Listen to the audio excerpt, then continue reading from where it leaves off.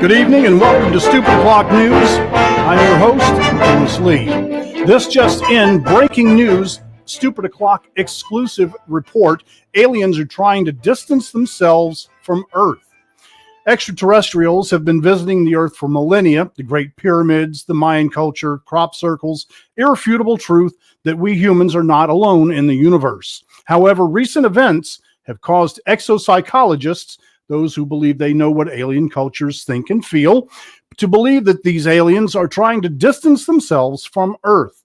Case in point, the recent destruction of the radio telescope at Arecibo, Puerto Rico.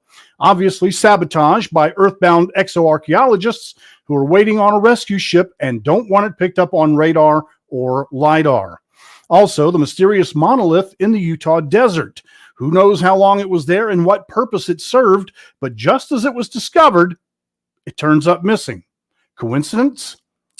No, it was more likely a listening base, and the aliens are done listening. As for why the extraterrestrials may be bugging out, exopsychologists strongly believe it's because Earthlings have proven themselves unworthy of study and untrustworthy. The fact that we can't even hold an uncompromised election, and the fact that we can't even control a global pandemic because people can't be bothered to wear a mask. Of course, we at Stupid O'Clock don't really believe any of this, but it was fun, a fantasy just to link those two stories together somehow. So that's the news. Let's start the show. That's a good one. I was set with rim shots and good night, everybody. I'm going, damn, that's a good story. Well, thank you. Thank you. Oh, I just got a thumbs up from the wife. Wow. All right, let's go ahead and start bringing our crew in. Heather and Dan and Skunk. And come on. There it is. There's John. Needed a crowbar. Yeah, needed a crowbar. We got a full house tonight. Plus we got a fantastic guest, but we're going to check in with everybody real quick. How was the weeks? Amazing check for a long week at work, 7 days straight. I got to move all my mom's Christmas decorations out of the attic so that she can put up the Christmas Thanks, tree. Carl. Then put all the boxes back in the attic. Man, my week wasn't particularly too great, especially this morning.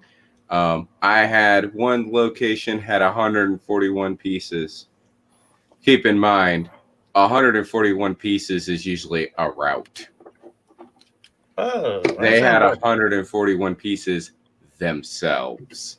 Just the one stop. Oh my God! It wasn't a very good day.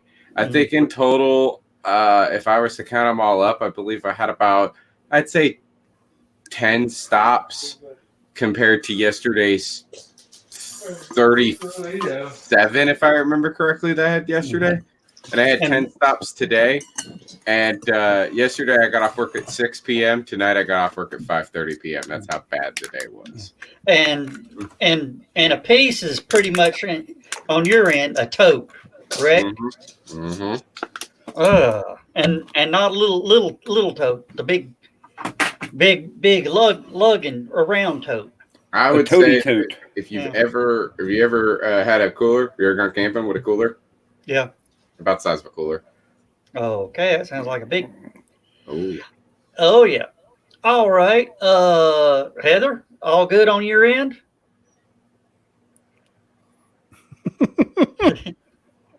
Yeah. I'm sure you guys get sick and tired of listening to me talk about nursing school. No, actually. I'm married to a nurse. What are you talking about? I had to take 2 HESIs this week.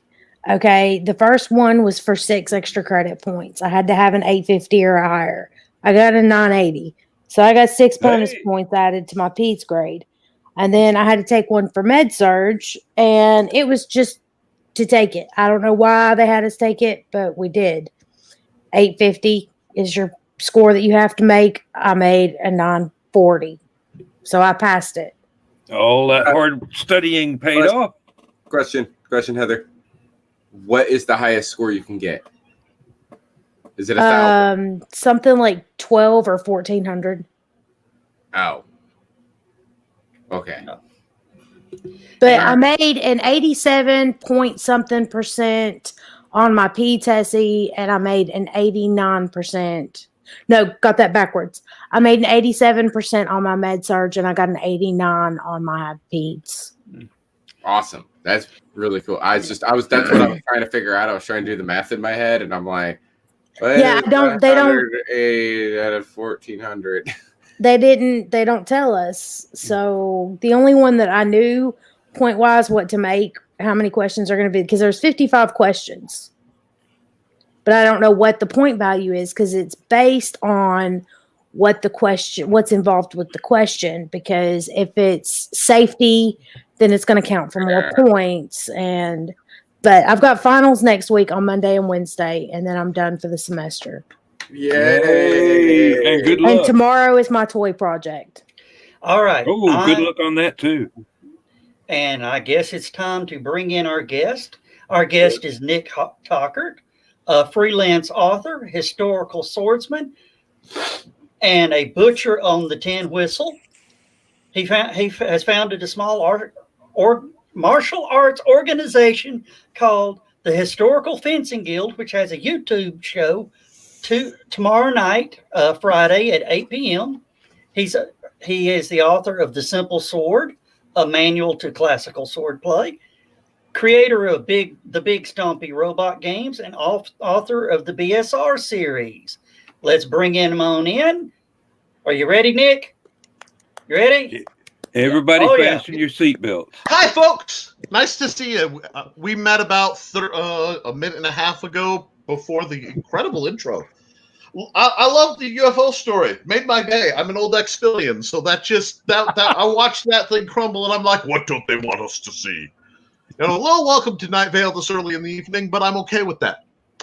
For those of you who don't know, my name is Nicholas Tockert. I am an author, artist, swordmaster, retired paranormal investigator, and I was the man behind the mouse at Chuck E. Cheese. Bless my black little heart. So, what can I do to entertain you fine folks this evening, afternoon, or morning, wherever you are, and whenever you may be watching this? Well, Nick, I always start out with 3 questions, but you just clipped the first one. But I'm going to go ahead and give them to you again anyway, because it's just part of the spiel. I give you all 3 questions at first, and then let you go with it. It's who are you, what do you do, and how the heck did you end up with this show? Okay. As I said, I'm Nick Tockert, freelance artist, author, swordmaster, retired paranormal investigator, and amongst my other things, the man behind the mouse. Although I still secretly believe Chucky was a rat because he came from New York. What I do is I'm on a one-man war with gatekeepers and people who don't let others do things. So I created the Simple Sword. I've spent 20 plus years teaching people how to sword fight. I was in a group where they had these are the people we want to work, and they'd shove some people off to the side. And that irked me. So I'm like, here, I'll teach you every shady, underhanded thing I can so you can go whoop on them. And I've spent 20 years doing that. All jokes aside, well, sort of. I've been helping people. It's about helping people get past physical limitations or mental limitations or whatever. Because you give me a month, that's 4 practices, and if you do your homework, I can teach anybody to sword fight. I've taught blind people, people with special needs, people with other handicaps, rape survivors, suicide survivors. I use it as a way of building people up. I also wrote a book, The Simple Sword. It has stick figures, because this should not be an intimidating thing to learn. And I keep it as cheap as Amazon will let me.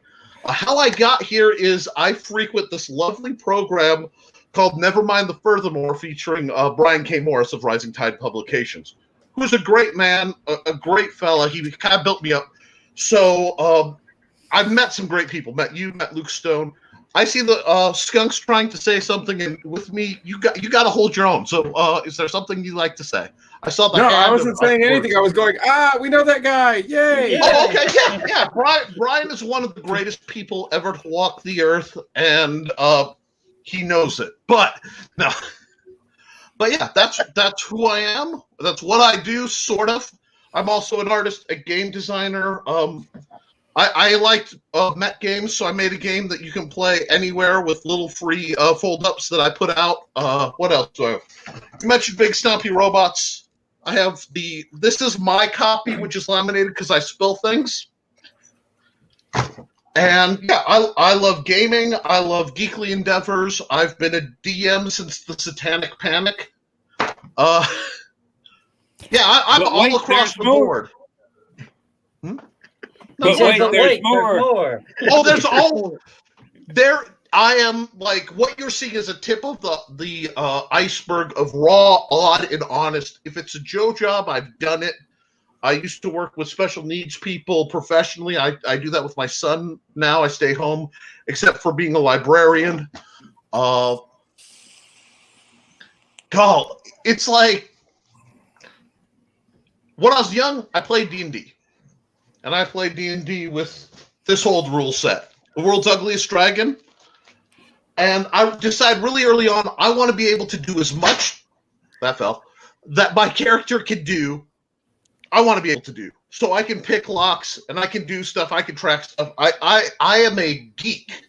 Because the difference between a geek and a nerd is a geek is someone who collects things, and a nerd is somebody who fixates on academic knowledge. Well, I'm a geek who collects academic knowledge.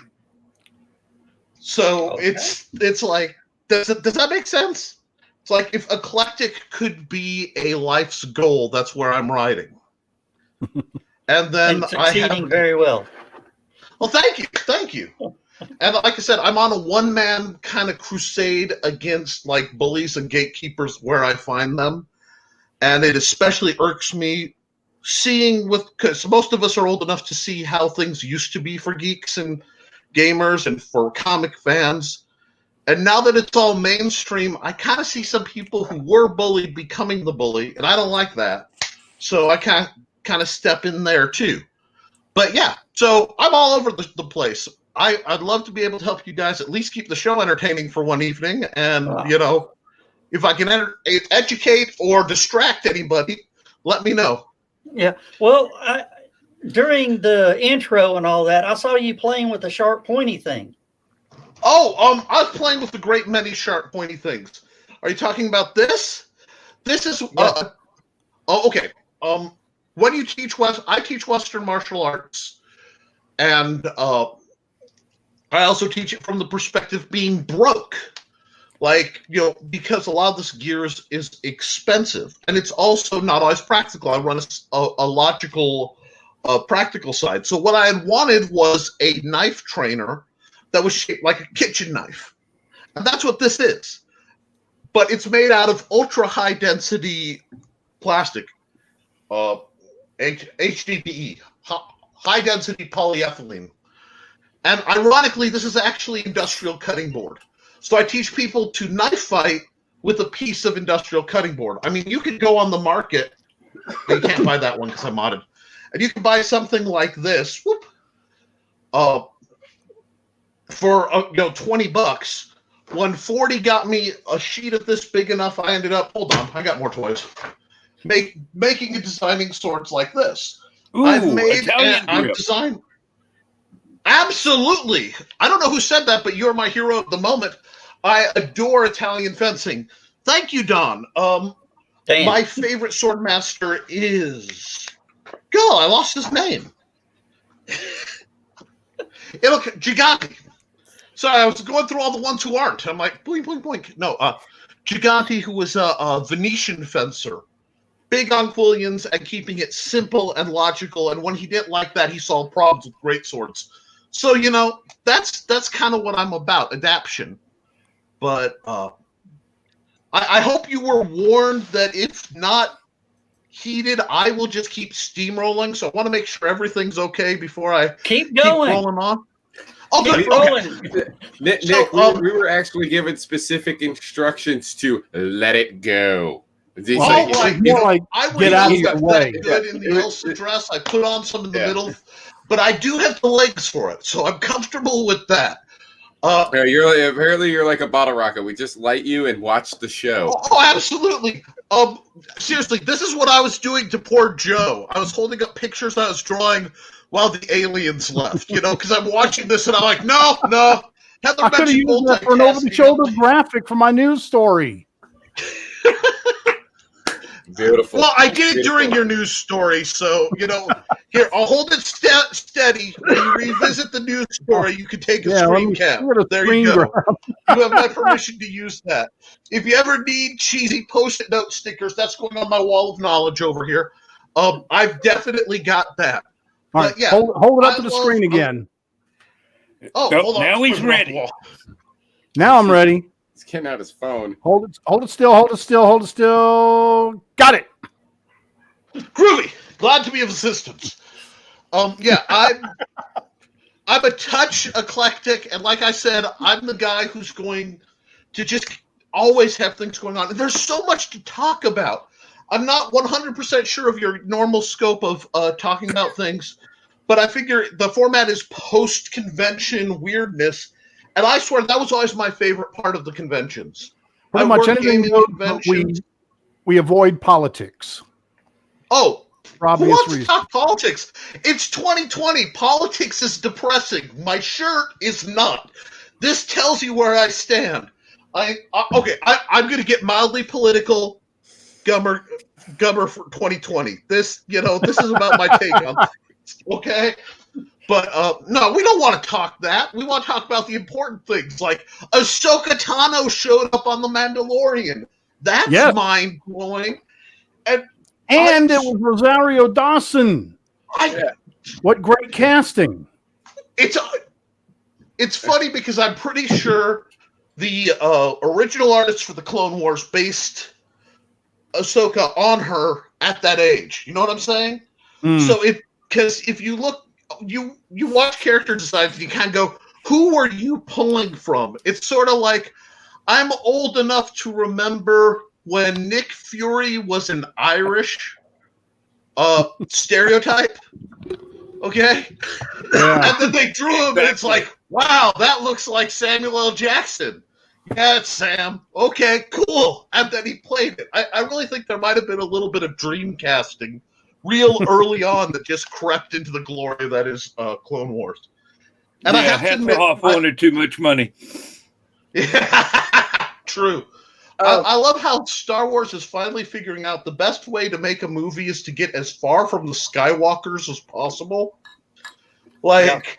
Exactly. I hate to say it, but my God, I'm so glad not to hear another whiny Skywalker. I have godlike space wizard powers and life is difficult. You know what? Suck it up, Buttercup. Every Skywalker was a screw up. I mean, for 9 movies to be based on one family, it's like The Simpsons.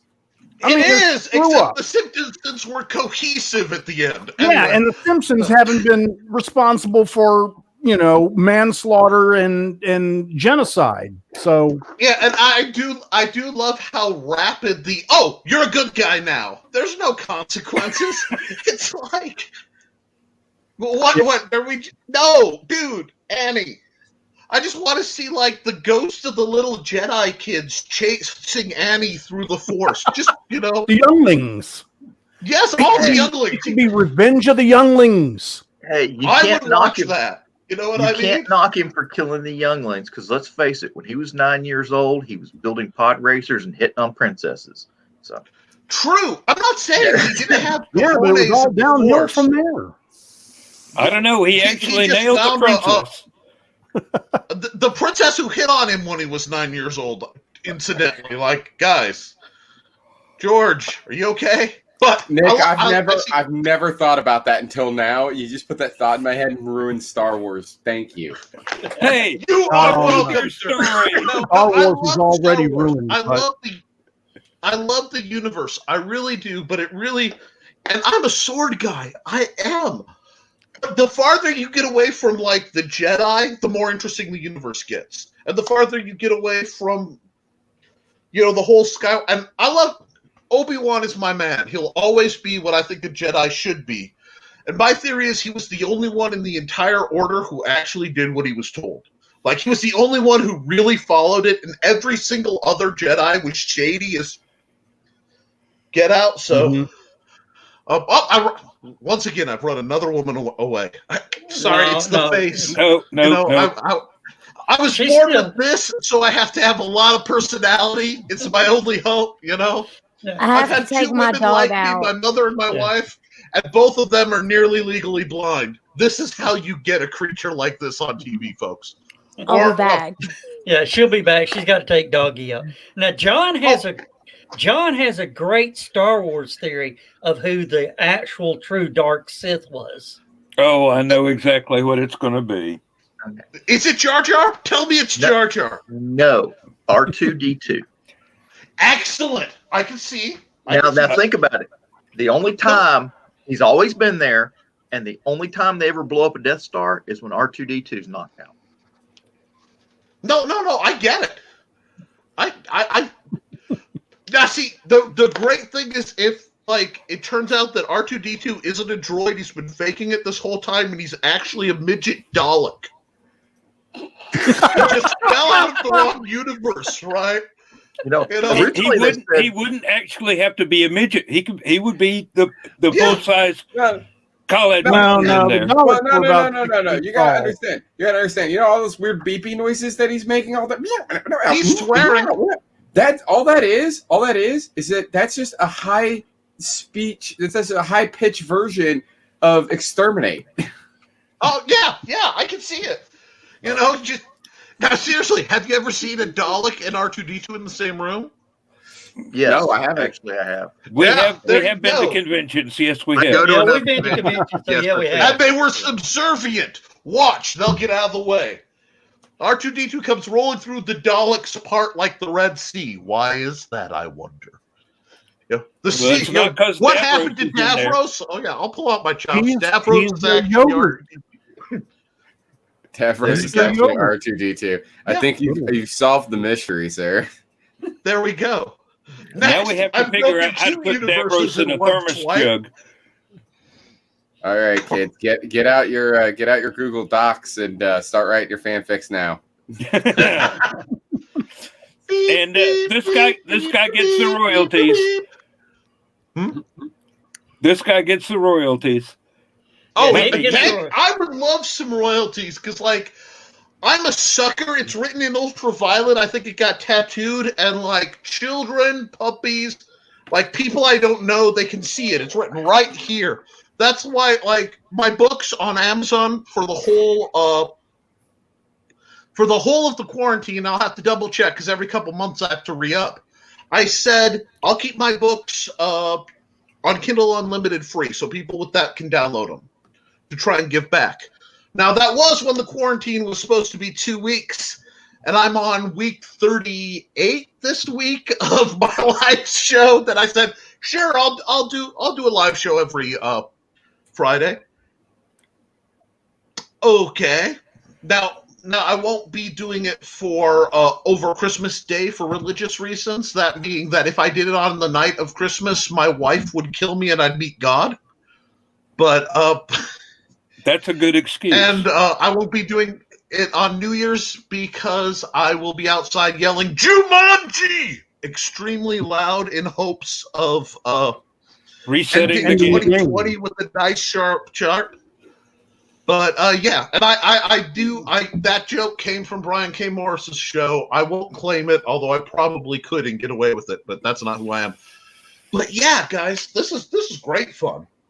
Time for commercial break. Uh-oh. This show is brought Hi, to you by Carly. Captain Dan's High Flying Blunts, $2. Hand-rolled Acapulco Gold, coming to Athens, Georgia, as soon as they legalize it. Thank you. I really I ought to go genuinely get don't know the. if that's sincere. What? I said, Excuse me, I does this genuinely face not don't look know if that's sincere? sincere. Are you kidding me? You know what? Yep. I am devotedly sober because my family has a disease. We have a rare ailment. It's a type of allergy to alcohol where whenever someone in my bloodline gets alcohol, we break out in handcuffs. But I'm pumped. He who last laughs, thinks slowest. But that, and I say crazy things and I come up with crazy ideas, and I've had these wonderful experiences that if I had any room for it to be a chemical illusion, no one would believe me. So, I have to keep it, I have to be totally clean so that they can't. So I either have to be crazy or I've done some stuff. There's no in between, Not that insanity isn't a wonderful placebo, But, yeah. I feel like I'm just kind of steamrolling you guys a little harder. I mean, Brian put up a fight. I don't know how much you guys got, I'm laughing too damn suppressed. hard. Oh, believe me, I'd love to hold a conversation with you, but I don't think I can go that fast. I mean, I could, Yeah. but I've been told to tone it down tonight. Oh God, Skunk! Don't, dude. You're wearing 3D Go, Skunk, glasses. go. You have curly hair. You're clearly one of my people, but I can feel the waves of insanity off your corner of the screen, and it's very small. It's smaller than my little notepad of doom over here. So we got to be pretty good. But yeah, guys, it is Friday Eve. That's how I look at Thursday night, because we need more Friday in thought. And there's no reason for sanity on a Thursday night. I mean, there's never been a day of the week that makes less sense than Thursday. Like Tuesday, you have to at least it's not Monday. Fine. Wednesday you have hump day and all the jokes about that. Yes, Carl, we know. And Friday is this beacon of all I have to do is get through it to the weekend. But Thursday is this nebulous not day. And I'm so glad you guys have a show on a day when everyone else is like, I mean, I think that's why they put their junky primetime, mass-produced sitcoms all on Thursday nights, because nobody has anything else better to do. So we'll laugh to a laugh track and pretty white people with problems or something like that. Thursdays are the new Star Trek Discovery episodes. For those of you on the far side of the paywall, us plebeians have to scratch and watch YouTube channels whining about it. Yes. The scratch and sniff channels, yes. I do want to say I was a little offended by that comment. I will be issuing a formal complaint. Get ready to copy down a phone number. Okay, cool. I do pay for some services. Oh no, and there's nothing wrong with that. Lots of people have to pay to play, especially when they're younger and unmarried. But that's okay. I don't judge. I just notice.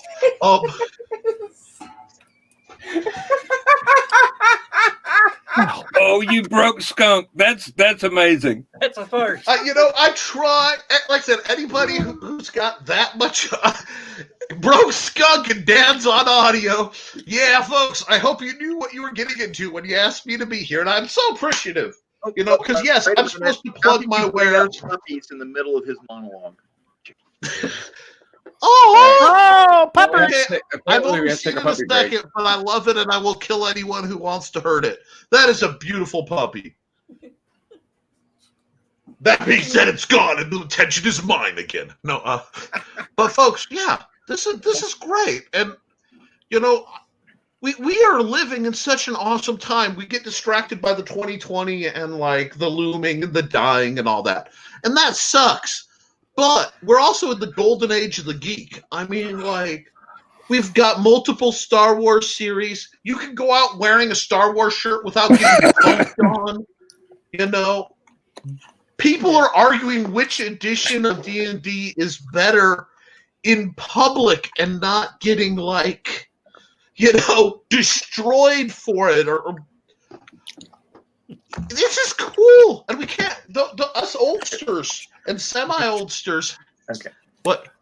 Do you remember in the movie E.T. they were playing D&D and it was just so geeky? Okay. Yes. And fast forward 20-something years and you got the TV series Stranger Things. Yes. They're playing D&D and they can't even make enough D&D books to stay on shelves right now. You know? No, they can't. And I know I write RPGs. I'm writing a Luke Stone's Hybrids RPG right now. Just game design is another one. If I wore every feather in my hat, it would be culturally inappropriate. But unless you wear them like Cher. Oh, wow. Well, see, then that's a whole nother side of people getting the wrong idea about me. That, you know, already with the glasses and the shirt, there's confusion. But that's okay, too. Guys, I observe, I don't judge. As long as people aren't being mean to each other, I am the least caring of whatever floats your boat. You know? I have, like, a very short list of things, and other than that, I don't care. You know, get yours. Life's too short to take it seriously. It's far too important. You know? Hey, don't take life seriously. You'll never get out of it alive. Absolutely not. Well, maybe you won't. I'm working on some side deals, but Wow. No. That's part of why I got out of paranormal research. When the paranormal starts researching you back, you know. Oh, John's gone. Click bang. Another one bites the dust. Brought to you by. No, he's just refilling. Yeah. I don't judge. I love being a designated driver because then I get my gas and food for free, and I usually end up in places like I was in a blues club in Chicago. I did not belong because somebody gave me the wrong directions, and I ended up leaving there pretending I was blind. But that's okay. You know, you have to do some things in life to get out of trouble. But you're Tom Sullivan. Yes. So come on, guys, give me something to run off of. Do you guys have the sword? Your sharp, pointy things. Yeah, I have a ton. I have them stacked around because. What? I'm trying to tell my dog to get up on the couch. I love how you're both trying to invoke puppies like that will somehow contain me. It's interesting. She's standing here, and this is what she does when she's waiting for her invite. Oh, well, okay. Put the dog on. Go on, put the dog on. Hey, beautiful. Come on up. It's okay. I love She can't hear you. I got your. Come on. Yeah, that's right. You wag that tail. She's a goob. Come on up. There we go. See, we got some puppy stuff. Now, Joe was saying something about swords and asking questions. Yeah. Yes. Show us some of your sharp, pointy. We call them sharp, pointy things. Hey, sharp, pointy things. I got a few right here. Let's see. I've got this nice little arming sword that I got. There we go. A while ago. Now, this was an award given to me when I was in the FCA before I left it. And I do like this sword. It's one of my more elegant swords, but it's not one I fight with. So you probably want something I fight with. Well, shoot, let me see. Sorry, I was working on something and the tape got on it. This is the cup hilt rapier. It's got a Schlager blade. This was my fighting blade for over 20 years. Protects the hand. It gives you really good feedback. You can see that it's kind of worn. It's almost like when you use things, they go. So I prefer to fight with a short cup hilt rapier, very much in the Spanish style, which tends to parody something like, hold on. This is my, it's actually a bilbo. It is a type of Spanish sword. However, it's very hard to research because every time you put Bilbo under any spelling and you get, say, Bilbo sword, you get the stuff of Bilbo Baggins. Now, I am a short, fat, furry little man with a short sword, but I'm not that short, fat, furry little man with a short sword. So it's really maddening. But this is one of my favorites. It's by Toledo. It was made in Toledo, Spain. It's about 24 inches long in the blade. Now that seems short, but this is the kind of weapon you would want to use if you were like boarding a pirate ship or you're fighting indoors, which is why it's rather handy for me because, you know, something goes bump in the night and I don't want to use a projectile solution. I can use this comfortably in my hallway, in my bathroom, whatever. Let me see. Whoop, put that away. Now, this was a gift. Oh, overcast that. This is a tactical katana machete, which is a horrible name for a handy little thing. This is my long sword. I use this to clear brush and intimidate the neighbors. And this was also one of my favorite door greeters for a long time, till they discontinued it. Because the original idea was, I figure any sword I use, the police will probably take for a while, and I want to be able to replace it. But they've discontinued this model and switched it to something a little rounder. I'm not sure I like it. So I have that. Training swords. I made this. This is basically a small sword that was manufactured from a gin. I can keep pulling swords. Keep pulling, keep pulling. I'm enjoying it. Okay. If we're man, I feel like it's QVC. You know, I should be getting. Dang it, dropped a couple. Okay. This is my cutlass, another short sword. You see, I believe when 24-inch Bilbo, Brian K. Morris of Rising Tide Publishing, you know, you guys should all follow Rising Tide Publishing and get his wonderful newsletter and buy his many books. I said in thanks for all the plugs he's given me over the years. And that's right, he plugs me more than he plugs Cookie. I should not have said that, and I will regret it later. But half my stack spill over. This isn't a sword, but thank you. Everybody needs a warhammer. This is my wife's, which means I have to get the candy corn that's stuck to it off before she sees. That's okay.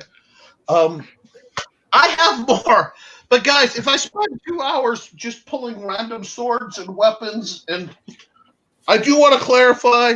I do not drink this. This is not a drow potion that was given to me of haste by a goddess of Loth. I have nothing to do with that. That's not my fault. Where does this rumor keep coming from? I'm just not that guy. This is my stiletto, and I fenced with this for a long, long time. It's a flexi dagger type blade, very rigid, very, very fast, but unforgiving. So they kind of aren't as popular, but I still like it. This was my backup. Oh, wait. Cold Steel Kukri. This was given to me by a man named Steve Clausen. And because I do my live show and I have to answer sword questions, I basically keep an armory stacked around me. Usually when I'm talking about this, on Amazon. But I see you have something sharp and shiny. What have you got there, Joe? Oh, that's nice. It's an arming sword? You remember Starfire used to show up at the conventions all the time? Starfire. I recognize the grip. Oh, God, that's beautiful. Has a lifetime warranty, although I don't know if the company's still honoring it because they got bought out. Beautiful sword. Yeah, Starfire got bought out. They renamed themselves to something like Creative or Chaos or something, and then went back. So you may want to look into that, but I don't see you having any problem with that. There aren't any nicks. That is a beautiful. I can tell you the point of balance on that weapon is about that far out on the blade. But that is a really. Oh wait, no, that a little farther. Yeah, there you go. Right about where the edges start, actually. Yep. Wonderful blade. They absolutely sing. Let's see. What have you got, sir? Now that looks like a small sword. Oh, that's an Elcid rapier. Dan, can you make Dan Dan, get Dan's Dan up. picture All right. larger for me? There we go. That's if you raise the hilt, that looks like an El Cid rapier. I actually have that rigging in silver. Yes. Not only do I have rigging, I fought against it, and I had to make the guy put a tip because he wanted to fight with that sharp spike. He took that exact rigging. That's a beautiful sword. This is courtesy of my days in the SCA, and I have chopped kindling with it. Oh, former Scadian. What kingdom? Meridies. Oh, beautiful. I'm ex Midrong myself. I left when they told me I couldn't teach people outside the SCA how to fight, and the people that I was teaching, it kind of ticked them off. Because I started telling people other fencers' tells. They don't like that. Of so course let me see. not. Anybody else? Skunk's gone. I assume he's going off to fetch something shiny. Oh, what have you got? That looks like a Wakizashi. Okay. I got this down at DragonCon a few years back. The guy that was building it was originally going to make a samurai sword style out of it and broke it. Okay. Oh. Yes. So he wound up putting a new point on it. And man, this thing just. Oh, gosh, yes. Now, I've done some Iaido and some katana work. I'm rather fond of it. I just have this problem with people telling me it'll cut a tank in half. But this will go through the roof of a car and scare the hell out of the occupants. I can guarantee you that. But I'm certain of that.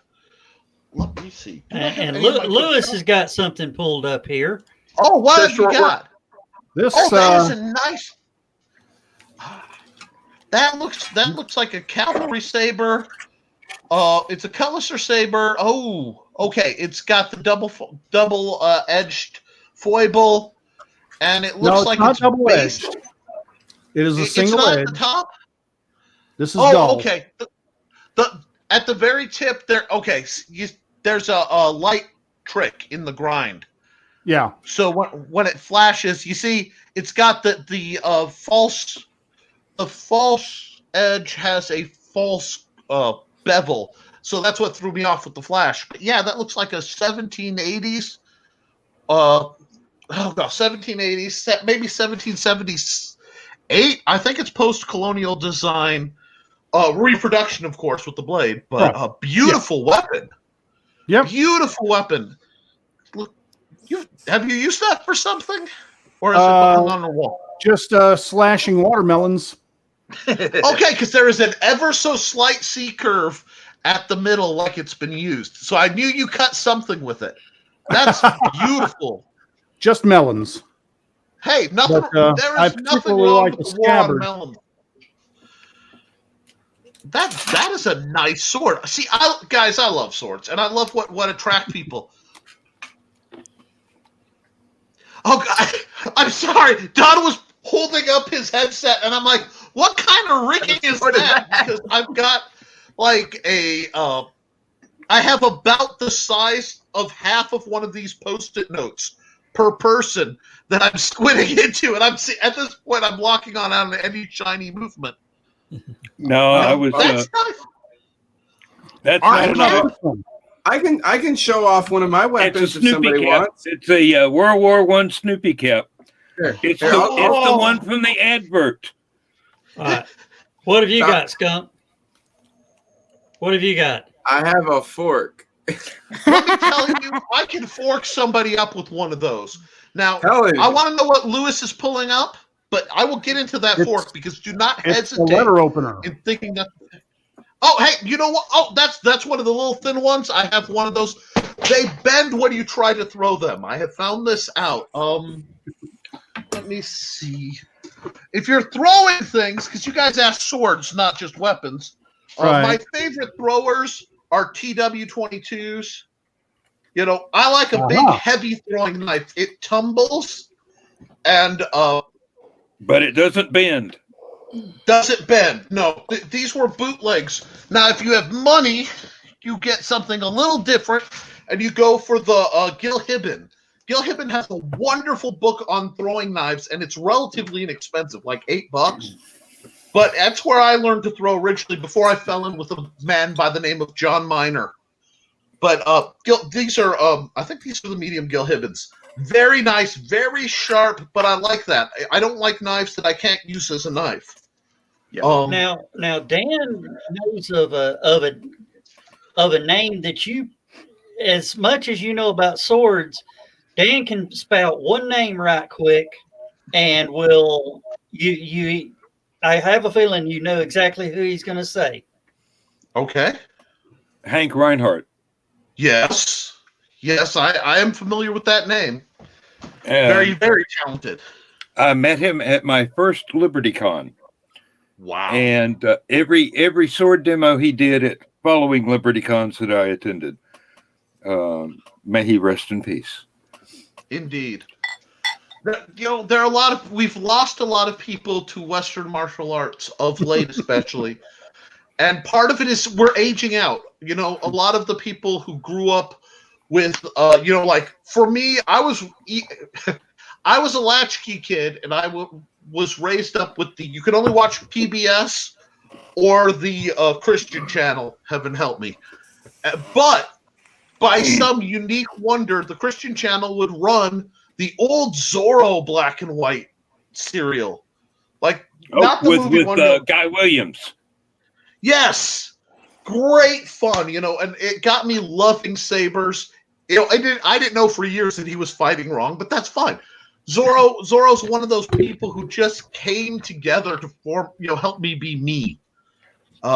Ironically, him and the Fourth Doctor, Tom Baker, if I had to pick a fictional character who really resonated with me, Baker's Doctor was just superb. And as a person, as a gentleman, Tom Baker himself is superb.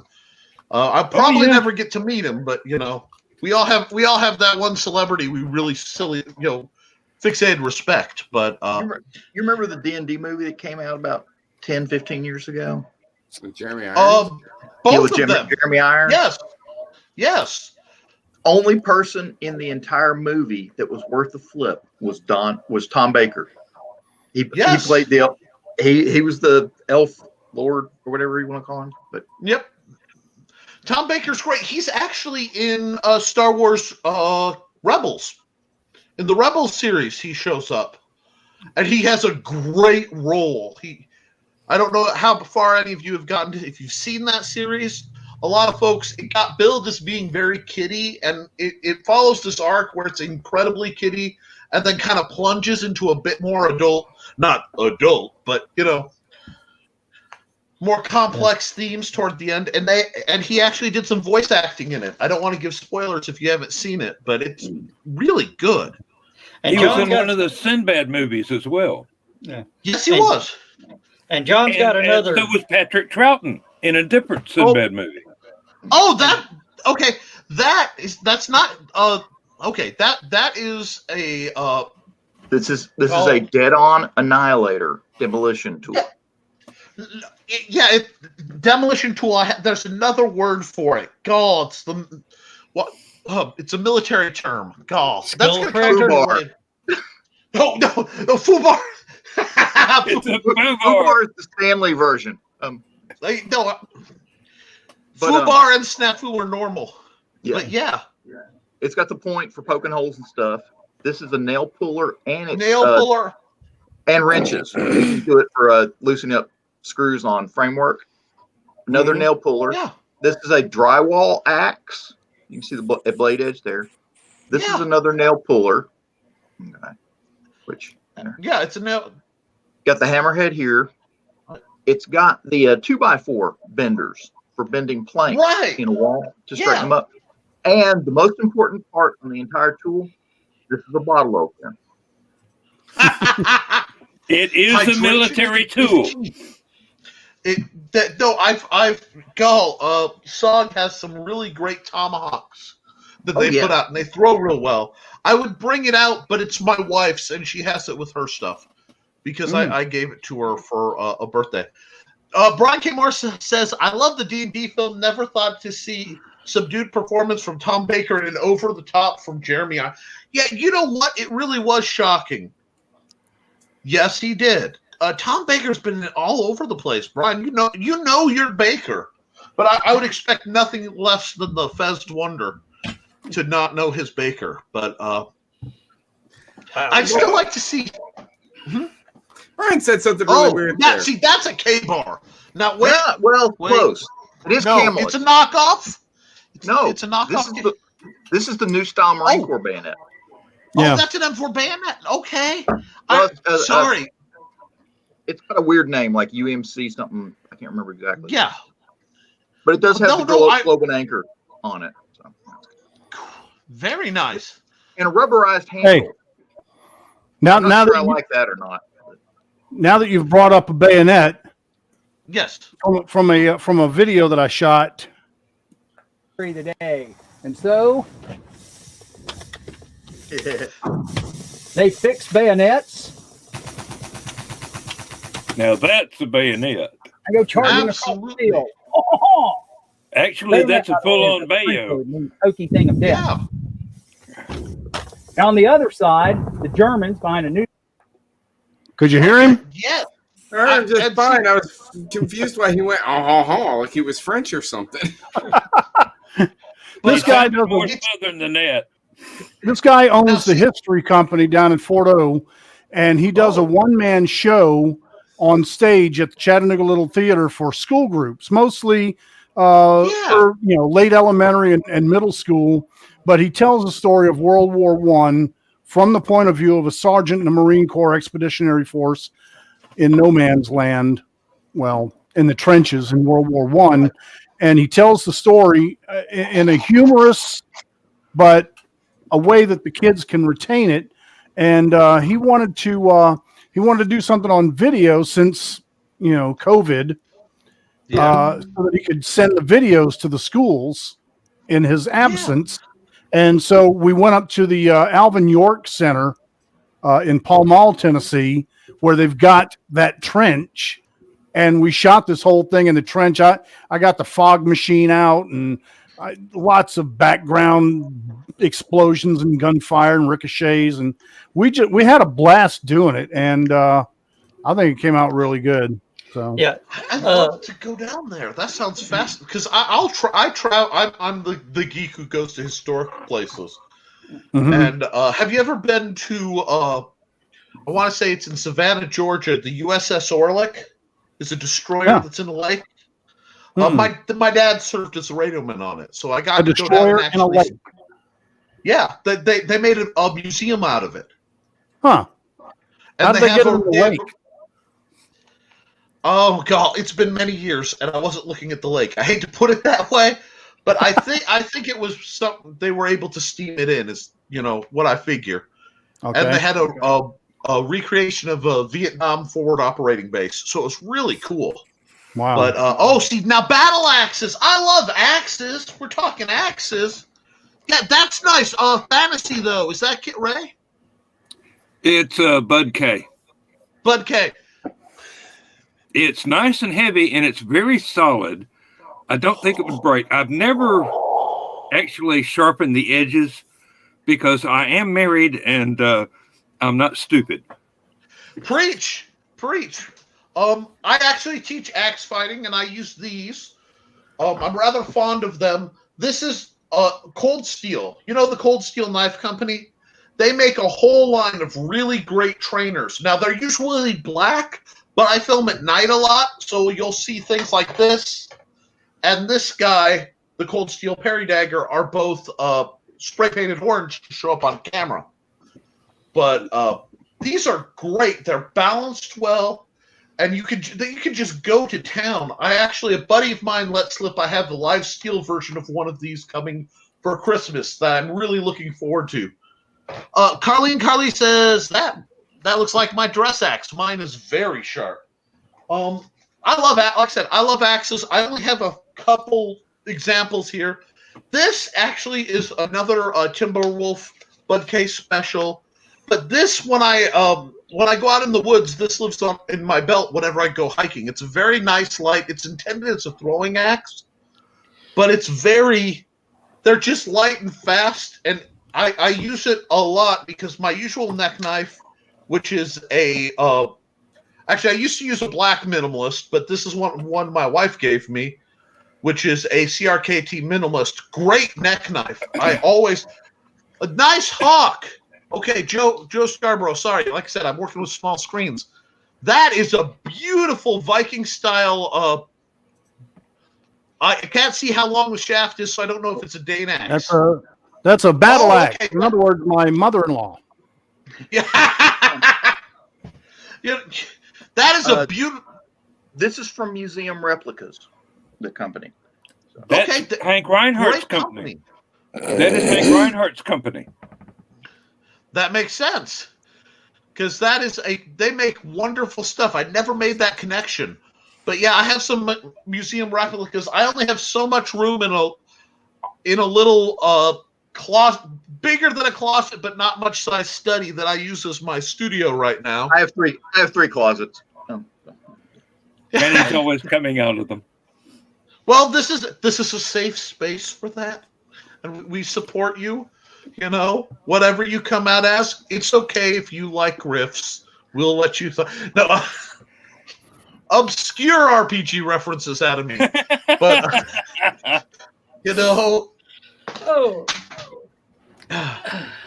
if you can't shake up a Titan Mega Juicer and have them ready to go, what's the point? I am an old school gamer, and I've played most systems, which is a bold thing to say. Now, I'm not saying I'm good at them, but I suck unilaterally. You know, it's just good to know. Don't you have one of these? Right here.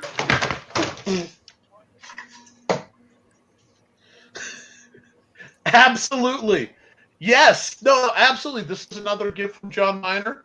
And this is another favorite for, when you look at that seemingly very long bayonet, you'll notice that this length keeps coming up.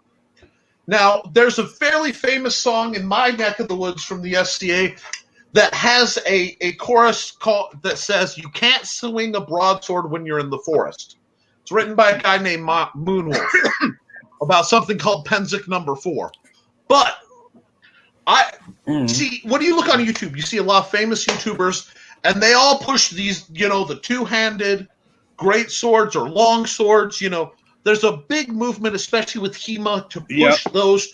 These are the weapons. And they are beautiful, great weapons if you are either in a big open field by yourself or you have a field to work with. Now, I can swing this in my living room effectively. I can swing personally, I can use this in a car effectively, but I'm kind of cross-trained. These are great because they give a lot of hand protection. You see that? That's great hand protection.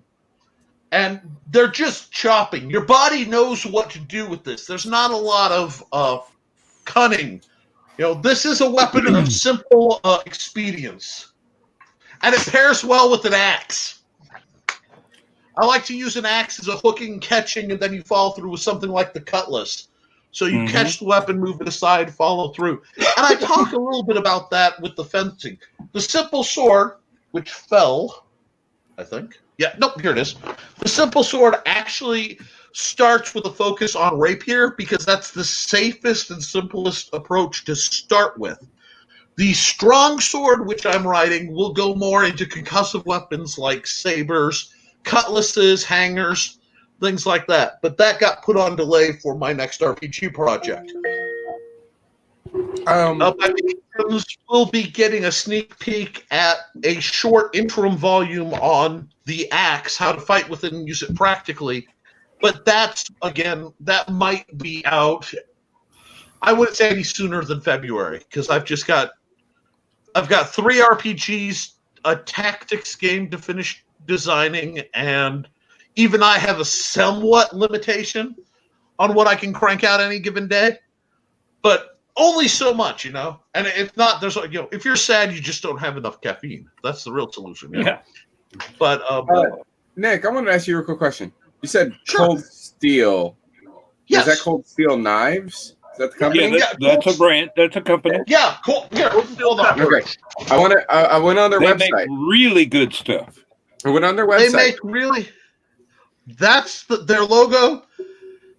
They make their trainers are very, very solid. They're not terribly forgiving, but they're very, very solid. They're quality weapons. I love how I've got everybody playing with knives right now, you know? It does my heart good to see people just like, let's get some sharp shinies. Because this is what I used to do every Friday. I'd have a bunch of people, I'm dropping stuff, that's fine. I'd have a bunch of people come out and we'd have practices. And I'm not one of those guys who go out, this is my way to fight. You know, the guild isn't about that. The guild was set up originally so Scadians and Larpies, so Amp Guardians, Canarak folks, strip fencers, collegiate fencers,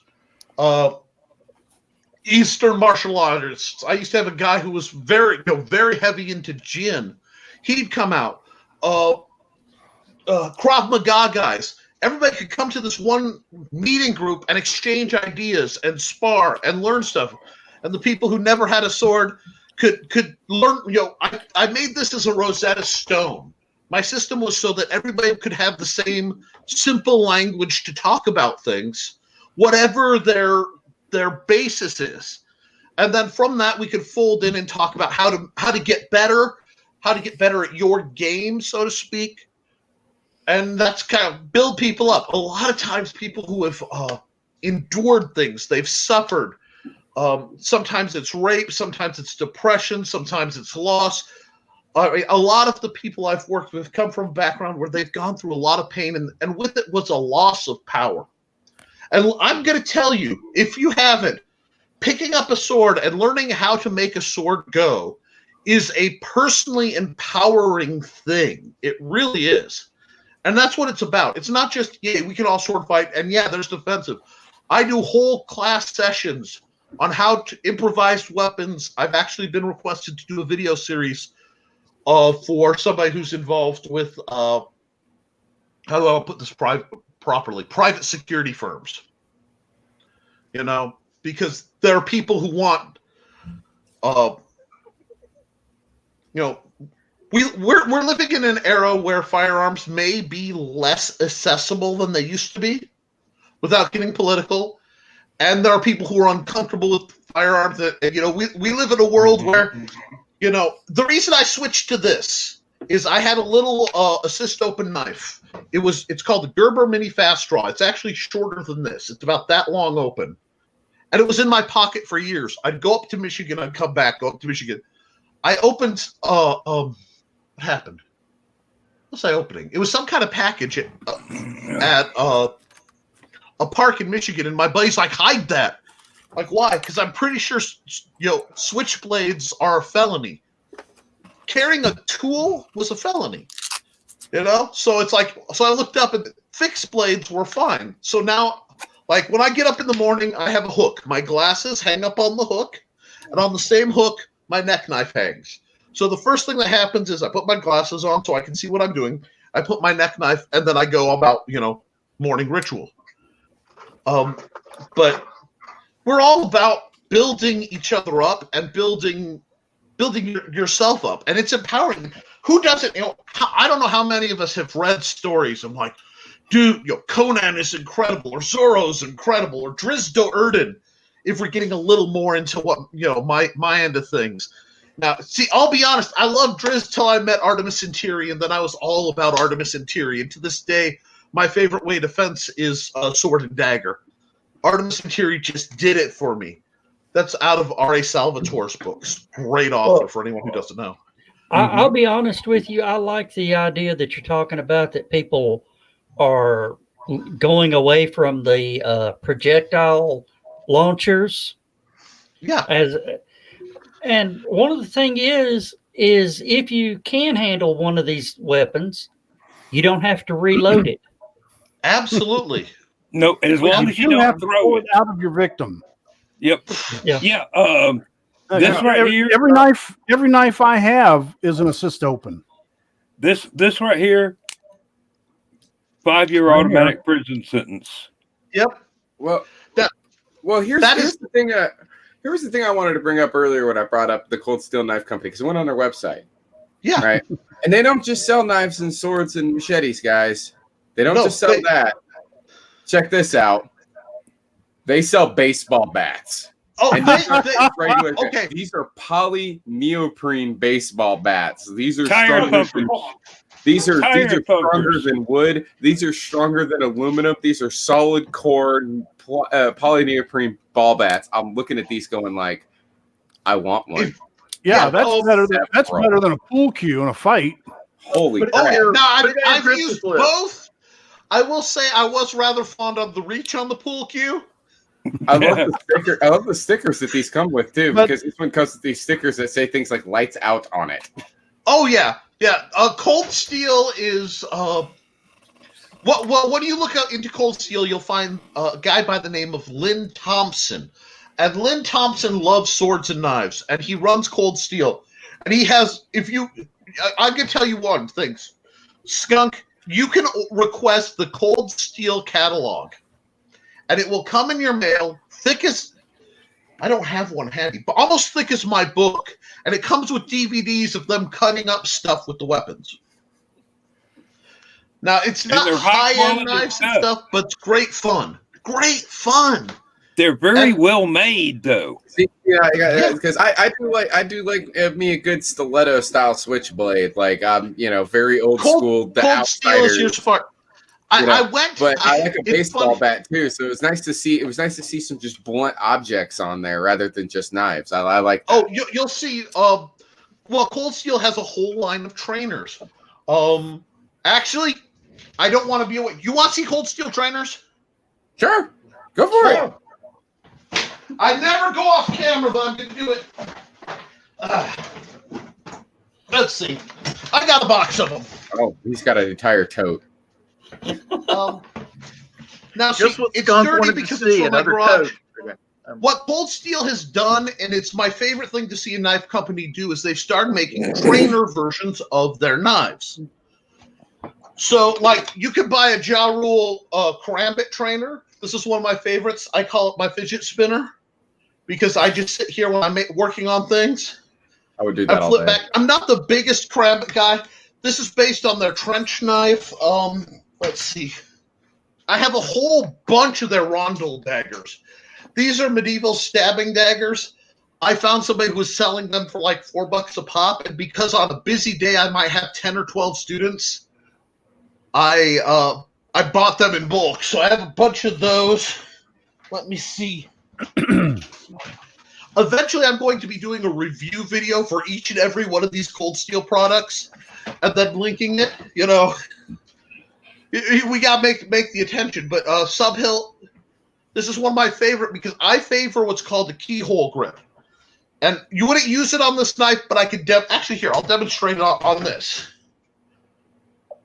How that locks in around a quillion.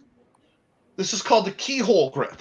And that gives you a lot of control with just these fingers. And by being able to flex, this lets you maneuver a weapon and then bring it down very tightly, very succinctly. So I love that, but you can't get that on most knives. So they made what's called a subhilt, pardon the junk attached to the knife, where it lets you have that sort of feedback. So, and it's reversible, and it's actually one of my favorite reversible knives. I don't normally do a lot of reverse fighting, but it's one of those you have to learn how to make it all go, so you might as well learn how to make it all go. Well, it's so yeah. Steven Seagal. Oh, Steven Seagal. That's why. You know, it's not a movement, man. It's a revolution. It just keeps coming at you over and over. Tommy Lee Jones was brilliant in that movie. He should have gotten an Oscar, you know? And, you know, and he was all about the karambit. Steven, as I recall, was fighting reverse grip with a kitchen knife. Mm-hmm. In Which Under is Siege. fine. And I party with dudes, and this is how we play patty cake. But as you can see, I study this stuff, and I hate that what I do has become kind of a meme. But, you know, those, I have studied the blade while you were out partying. And, like, and they wear hats. And it's like, you're ruining hats and swords. Shut up, you punks. You know? Like, I have light sensitivity, so I have to wear a hat. And I love swords. And I walk with a cane, because I'm gimpy. And no, I know that is a defensive term to some. I use it to take that power back. So, people can be like, that's a gimp. Like, yeah, and I can beat you upside the head with my cane any day of the week. So I'm okay with that too,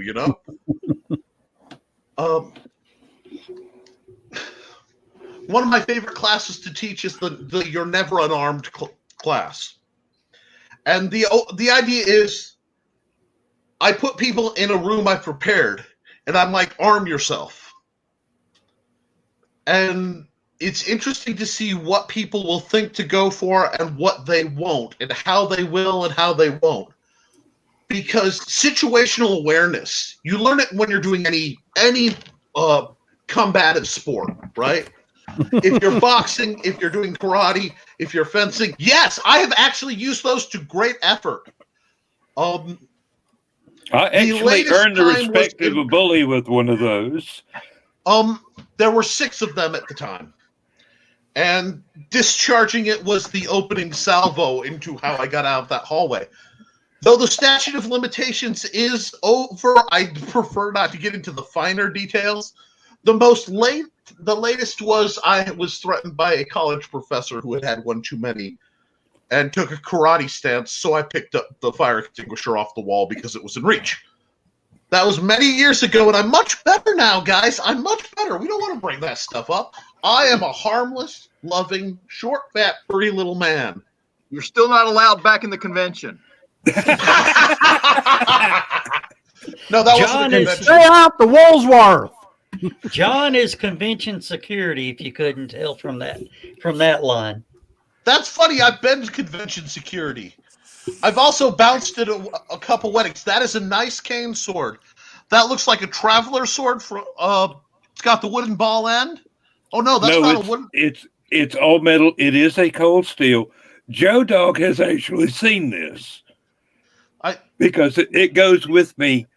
Oh, it's been so long since it's been opened. I don't know that I can undo the lock here. I hope you've got some big Band-Aids. Yeah, that is you know what? I have seen that model because I wanted to buy that model and could not afford it. That is beautiful.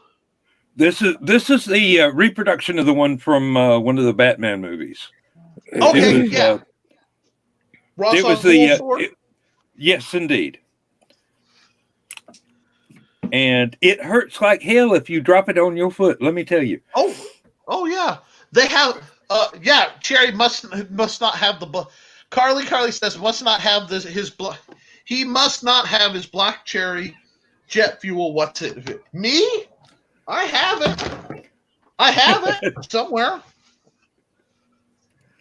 Anyway, I have the bottle right here, but I keep dropping things because I'm going a little off book for what was planned. But yeah, black cherry. You have plans? Yeah. Wait a minute. Time out. Yes. You tried to make plans for this show? I make plans for every show and then I don't follow them. Well, I do want to point out that originally the plan was that we were just supposed to let Nick go and just let it do his thing, and he kept asking us to say things and to get him going, and we got him going, and we threw him off his plan. See, that's what I want, guys. I can plan and steamroll. But this isn't my show. I'm a guest on your show, and I want to be a little more fair because, I know Brian. I've known Brian. Blackjacks, yes! I love that black licorice gum. I know what you're talking about. I also love blackjacks, which are fine weapons. Now, I can't, like I said, I can hit the speed and timing and talk about what do you have now. See, you've learned the art. I have a rare disease. It's called attention deficit shiny, ADOS. And, I have to squint at these little tiny, I cannot express. Are you talking about Dan? All right. Well, are you asking what Dan has? All right, Nick, what we normally do. Right.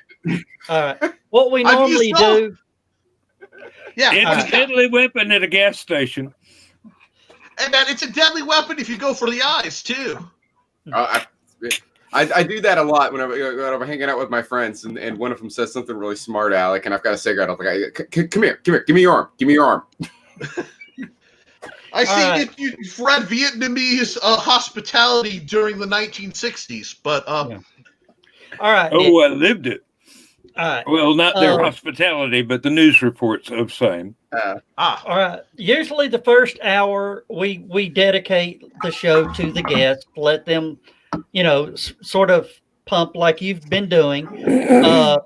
If you want to, real quick, sort of throw in some plugs, and then we're going to pull everybody up to, equal size screens. And then, it becomes the after convention time. Okay, cool. That'll be the free for all. Yeah. Is it that time already? I passed that Oh time. no, actually, we've only done hour and 15 minutes. So yeah, I'm trying to be merciful, guys. Yeah. Because if I'm not nice, you won't let me back. Yeah. But things I can plug. First off, Nicholas Tockert.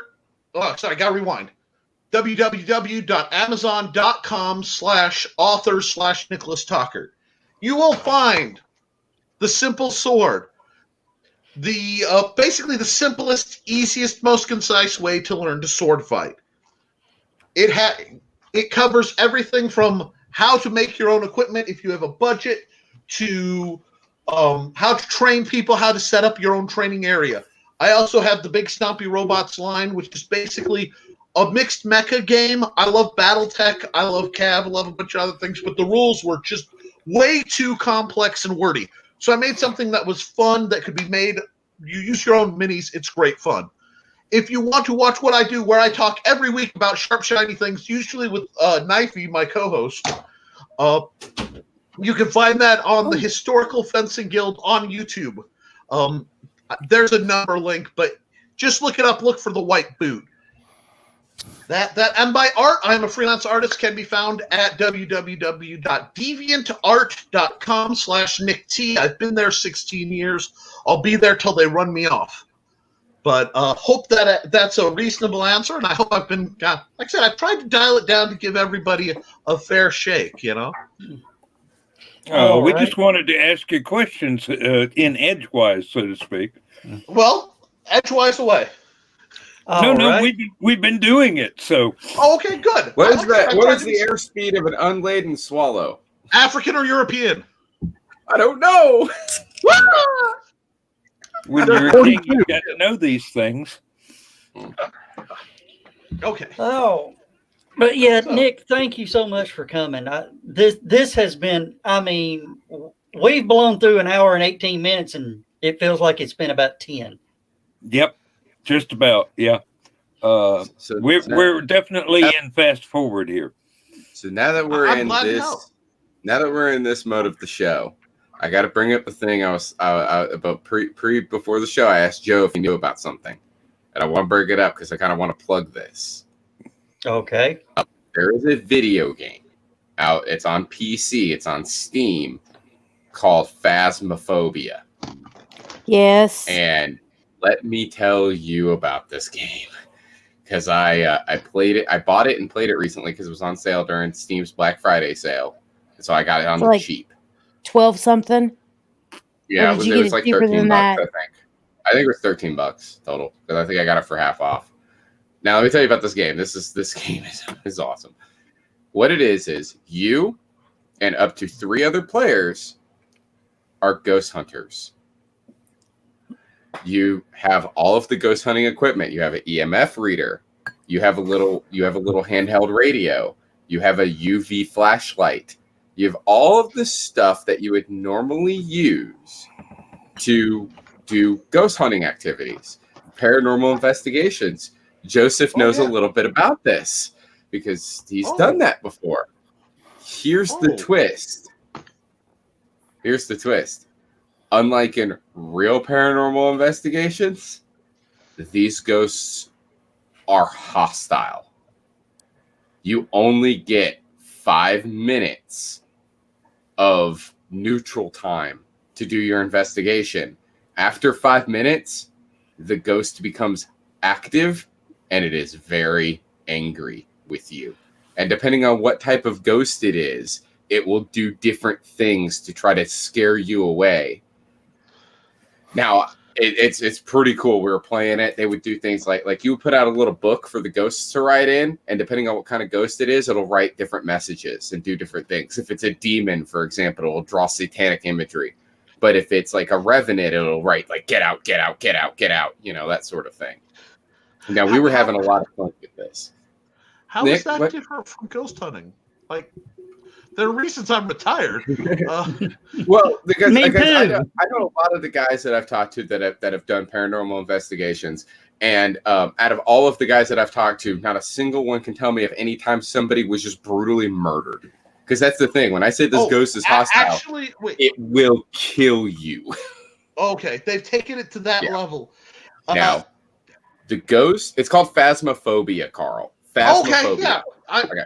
Now, There's all kinds of videos on YouTube that you can watch people playing this game. Yeah, I've heard about that. Now, here's the thing. The ghost's AI is really smart. Let's say that you have the little radio out and you're walking around doing your usual, asking questions like, are you here? Who are you? What do you want? Those sort of questions that you're trying to get the ghost to answer. Well, let's say the ghost isn't saying anything and you finally get frustrated and you drop the F-bomb and you're just like, hey, ghost, fuck you. The ghost will go, fuck you. And then your flashlight will start freaking out because you've angered it. That happened on a video I watched on YouTube. And I was like, oh, that's creepy. Oh, that's so creepy that it will actually repeat things that you say. But Now, it Nick- goes to a whole other level. We were playing the other night. This is a true story. I'm not making this up. We were playing the other night, and we were trying to get this ghost to say something because we knew it was either one of two things that were missing to try to identify what type of ghost it was, right? And because we knew it was either because we had everything else in there, and we knew what it wasn't. The only two things we couldn't confirm an EMF level of 5, and we couldn't get it to talk on the radio. But we knew it had to be one of those two things because everything else was debunked. And we had to figure out what kind of ghost this was. So we have our friend Amber is walking around in the game asking questions. And she has kind of a very high pitch. She does the customer service voice whenever she's playing this game. Cause she'll talk normally, but when she asks questions, she suddenly jumps up at register and starts asking questions like this. Are you there? Are you a girl? Tell me where you are. And doing stuff like that. We're playing the game. I'm looking around with like the flashlight, man. Like I'm trying the UV flashlight. I'm looking for fingerprints. And my other buddy was in the truck. He was watching the camera for orbs, right? We'd finally figured out, okay, we did find a handprint, and my buddy had seen an orb, so we knew we were close. We knew what was going on, so we knew it had to be one of these other two things, so we couldn't find anything else. She's going around asking the questions, right? And I'm about to go get the EMF reader to make sure that we don't have the EMF 5 level, because we're trying to find. We're only going up to like 3 or 4. We couldn't get it to go up any higher. All of a sudden, out of nowhere, this voice, it's clear as day, DVD quality, we're talking this is 40 kilobits, comes out of my headphones going, and it's weird and filtered, and it was unnatural, going, who is making funny voices? And at that moment, we heard a noise, and I flipped out, and my buddy Audrey flipped out. Both our characters ran out of the house. We're going, oh my God, that was freaky. That was freaky. And then we're on the radio. Amber, are you there? Amber, what happened? Amber. And then Audrey goes, Amber's dead. I don't. Oh, okay. We need to get Amber's photo for the evidence so that we can collect the insurance. We need to get out of here. So we can run back in. When we run back in to get the photo, the ghost is still angry with us. So I mean, it's upset. Like our flashlights are freaking out. We get the picture. We're just like, go, get out, get in the truck. We get in the truck. The game ends. We go back to the home screen, right? We're back in voice chat where we can talk to each other freely. And I was like, did you hear that voice? Audrey's like, yeah, I heard the voice. Amber goes, no, I didn't. When did this voice thing happen? It was like right when you died. She didn't hear it because it was killing her when it said it. And that's when we figured out this game loves to do things to freak you out that bad. Like it is like that. It is next level. If you are into this sort of thing, if you are into paranormal investigations, if you're into being scared, like legitimately scared by a video game. I haven't been scared by a video game like this since I played Silent Hill on the PlayStation back in like the late 90s. This actually genuinely freaked me out. I was terrified playing this game. It's that sort of game. It's really good. Not for too faint of heart or the faint of butt. Bonus points for faint of butt. I didn't write that joke. That joke was written by the guys who did Homestar Runner back in the day. Oh, but I love that. Okay, now that's where I heard it. You're referencing Strong Bad. Shoot. Yes, Starbag email. It is not for the faint of heart, nor the faint of butt. What? That's where I heard it. Yes. Yep. You do look like the cheat from certain angles. Hey, I'll take that as a compliment. Being a furry, I like that. It is. I'll type with boxing gloves if it amuses, you know. Nick, I used to do the paranormal investigation. Oh, seriously. Dude. Cool. Used to. Uh-huh. I am retired. I mean, actually retired to the point that most of my equipment is with a group out in Colorado now. I'm in Tennessee. I wanted to make sure it got far away. Yeah, I brought that. That's why when I brought it up, I said, Yeah. Joe, somebody made a video game about your life. Yeah. See, that's funny because most of my equipment is still in the bag for when people try to convince me I'm not retired anymore. That sucker sign I talked about before. Yeah. But I was messing my old laser projectors right here. So I was like, what do I have handy? And the only thing is my laser grid projector. But yes. Are you familiar with anything with the two big haunted locations around the Chattanooga, Tennessee area? The old South Pittsburgh Hospital and the haunted Hales Bar Dam? Let me think. I think I've heard of the dam. I've heard of a lot of hospitals. You know what I mean? So it's Yeah. Joe. I want to disagree with you there slightly. Yeah, you're the paranormal expert, not me. But I think the Chickamauga battlefield kind of has you beat out because everybody knows about green eyes. Yeah. Oh, I knew about the hospital because everybody compared the South Pittsburgh Hospital. They were like, it's like at a Silent Hill, but I didn't even hear about the dam. Yeah, no, the haunted Hills Bar Dam. I was the first group to ever go in there. We got some freaky stuff. We used the 822 EMF detector. Okay. And the way we used it is we flipped the little stand out on the back and set it on the floor and backed away from it on a solid concrete floor. Yeah. Hey, Joe. Yes. I've got the story queued up whenever Okay. you're ready. We'll do that one after I tell him this. Oh, Yeah. You got the hospital story? Yeah. The story Okay. that I did on you when I was at 3. Okay. Oh, wow. But we would ask questions and we would tell it, okay, if it's a yes answer, get close to the EMF detect to this little box in the floor. If the answer is no, get away from it. We could ask questions and it would go up and down. Oh yeah. But- no doubt. And the neat thing was we also had, audio recorders and all that. And all of a sudden, we're running video, we're running the audio, and we actually do a clap on the camera, Yeah. so we can sync everything. Right. And all of a sudden, we're getting that. Then all of a sudden, one of the guys jumps up, slapping the back of his head, just freaking out. And we're going, "What's wrong? What's wrong?" He said, "Something pulled my hair." Mm-hmm.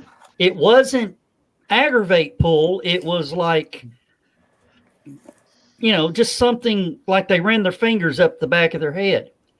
It freaked him out.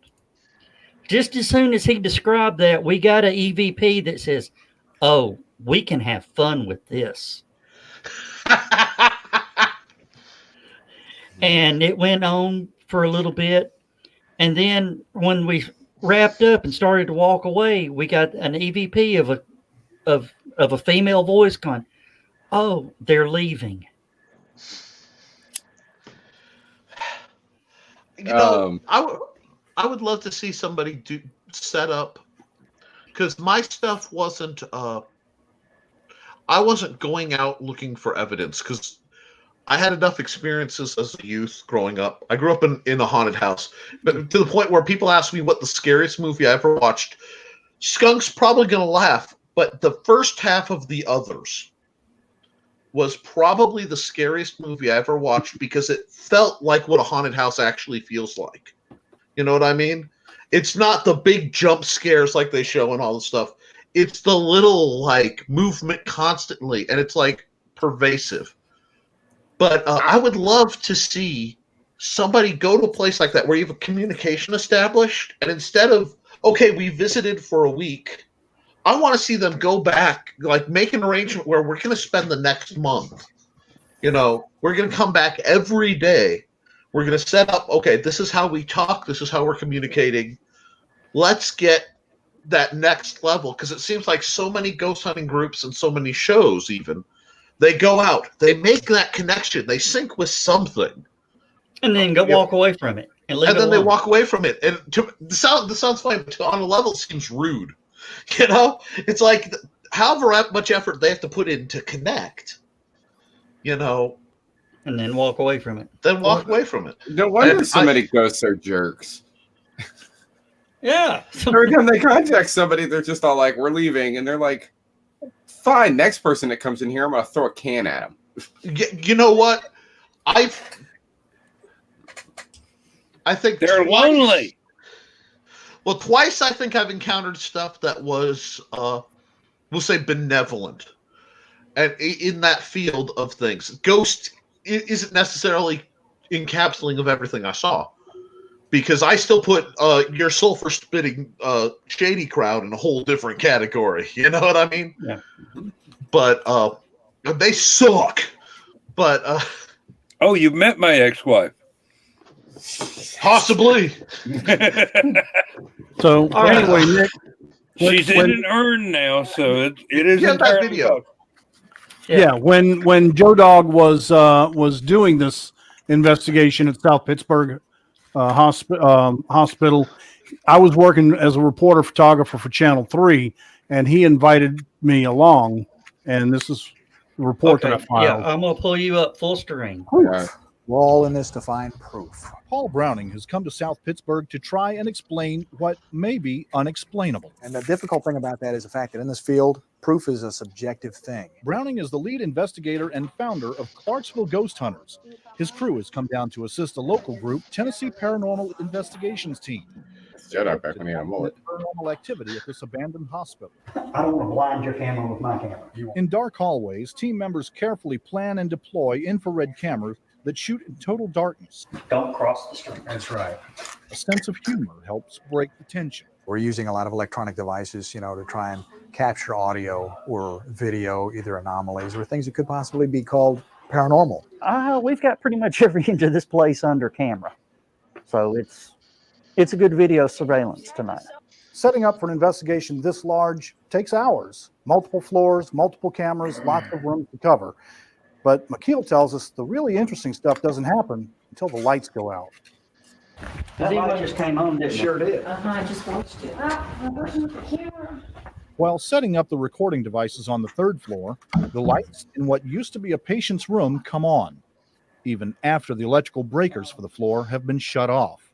The speculation begins. Okay, so it's self-powered? How does that work?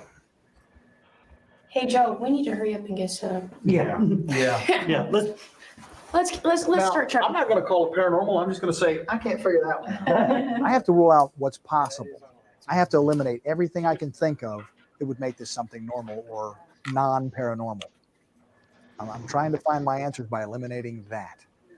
And then whatever's left? Right. Might be, I'm not saying must be, but very well could be something paranormal. After setup, everything goes dark and silent. The waiting game begins. The ghost hunt's the fun part. The work begins when you go. When you leave, pack up, go home. You take you a nap, and then you pull everything out and you start going to work. McKeel will have hundreds of hours of audio and video from different sources and angles to meticulously screen when he does get home. And judging from past experience, he may not find much. I've got over 1,030 something hours now. I've got 26 frames that are unexplainable. 26 frames. That's less than 1 second of what could be ghosts or nothing. So why does McKeel labor so long? The 26 frame. In South Pittsburgh, Lewis Lee, Channel 3, Eyewitness News.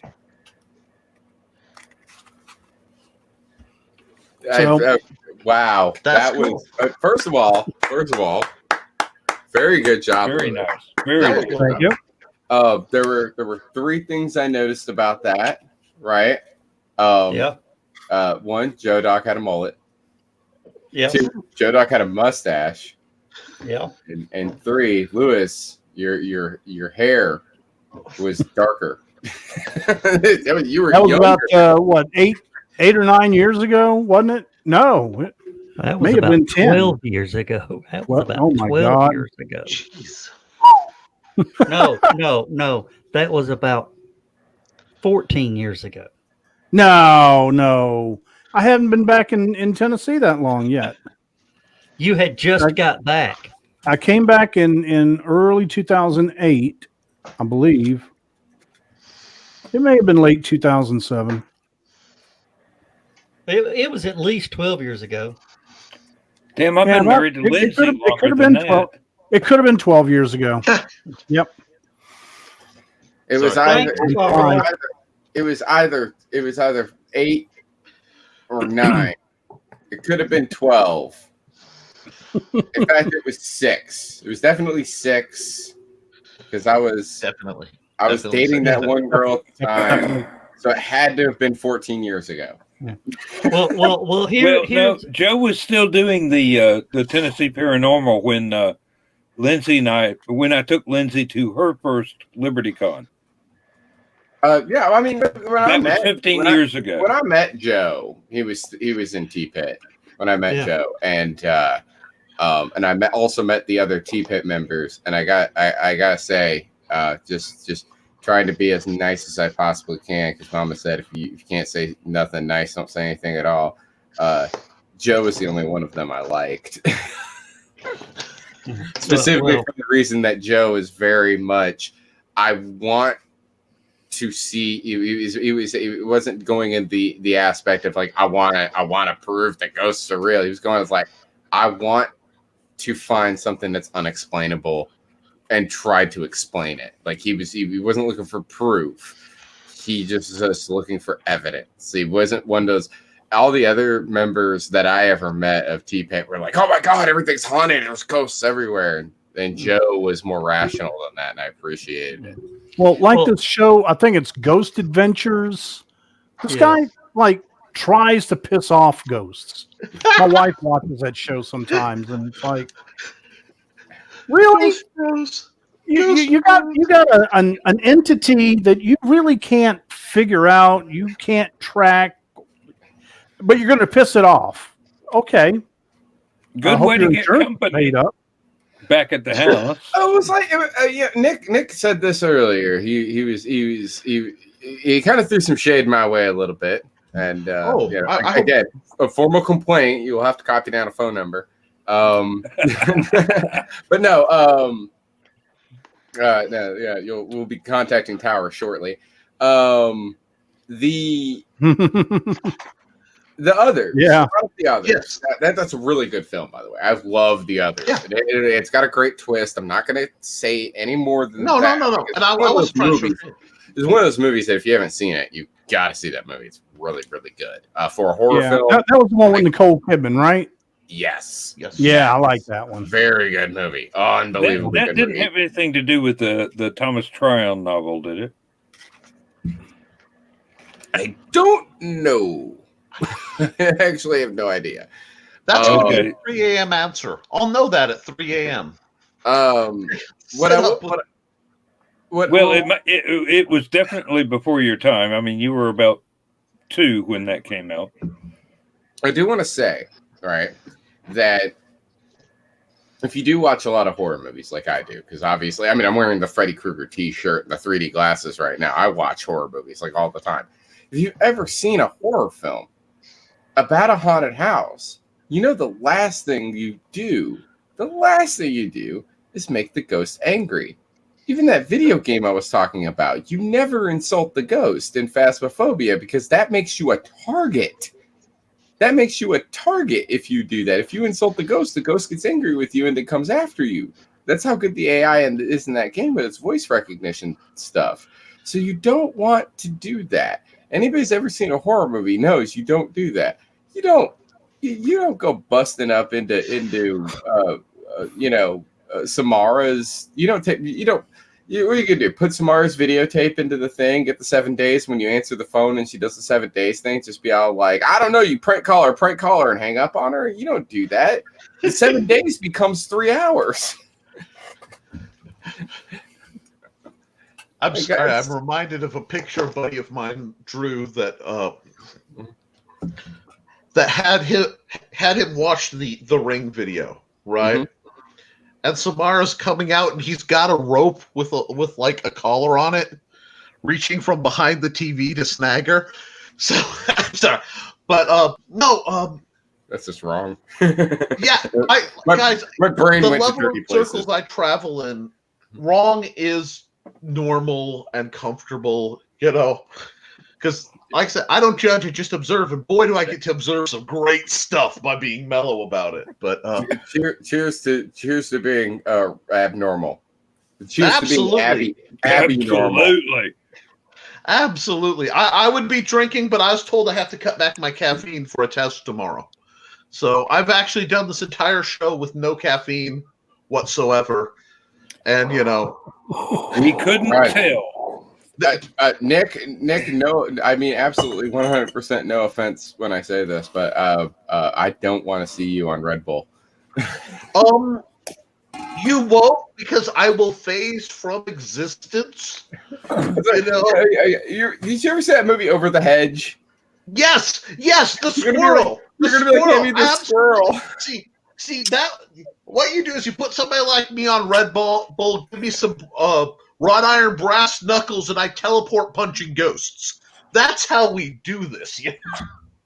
God. No, I'm so glad I don't play World of Darkness anymore because you said that and it just gave me a great idea. Like, why did I never think about that when I ever played a World of Darkness? It'd just be all like, I have wrought iron brass knuckles. I'm gonna fight every fae. Yeah. I want to punch a fae in the face. Like, I wish you were. I wish I was friends with you previously. That would have been great. I would have gotten in so much trouble. I started playing D&D during the Satanic Panic because my poor self found, and I had dropped it. Oh, 1 second. Found the actual version of this rule book, and it was from the new Easy to Learn with the world's ugliest dragon on the box. This was sticking out of a garbage can, because my neighbor's parents had found out that they had that, and they were getting rid of all the evil D&D stuff. So I snagged it up, and I homebrewed out of that for 30 years because, I didn't have access to the fancy rules. So yeah, I get it. I played a Malkavian that we are not going to discuss back in my WotC day. Not WotC. World of Darkness days. What? Skunk hit the wrong button. Oh, that or Pepe Le Pew caught him. Internet hiccup. Sorry about that. That I have classically the worst internet known to man. It was flickering all day. I'm sitting here like, don't you do this to me. I got a live show. Don't you do this to me.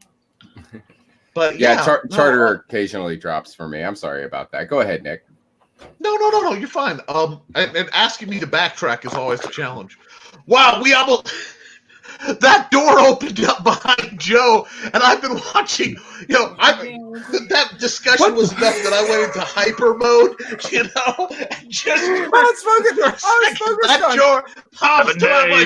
I was focused on Nick, and he said the door behind Joe opened, and I looked at the screen like, "What are you talking about?" Oh God, there's Greg. What is he doing? What you don't, I'm what not you trying to don't bust a know hydrant, is there is no door behind Joe. Joe, you didn't put the sign up, did you? No, evidently I forgot because That now- was No, the that sign was- wouldn't help. You yeah, have here's the buffer. here's the sign right there. There's the sign. come Nick on. has the sign. He's like, all right, bye. Those pants are legendary, and I just want to give Pat a round of applause for Greg's pants. Those are great.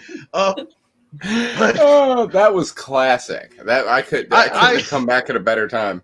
Like I said, I retired from like actual doing stuff because I wasn't trying to prove evidence. I was of the I'm trying to debunk, and if not, I was trying to find the trigger item because a lot of times with the people I discussed, the trouble or it was find where it's rooted to. So one guy had a dagger that used to be owned by Satanists when he tracked it down. One had a ring that was I think it was actually swiped at a funeral. It was really grim. And then there was the people who, for Halloween, accidentally set up an Indian death cult altar in their living room. But how do you do that by accident? Well, okay. Roomba. First off, you have to understand that if I'm going to tell the story, I have to tell it right.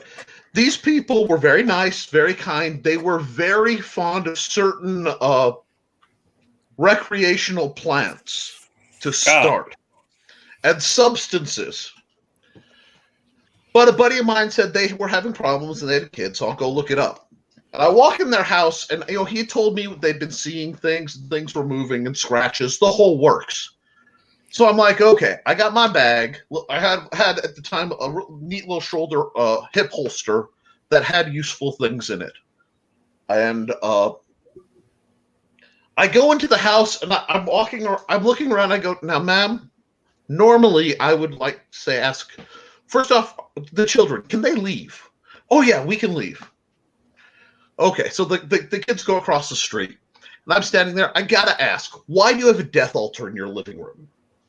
And as I ask this, the doors start slamming. And I'm like, dude, shut up, I'm talking here. Now, why do you have a death altar in your living room? And they're like, well, we collect I was out on a spirit quest, and I collected some Indian relics, and I love Kokopelli. Beautiful.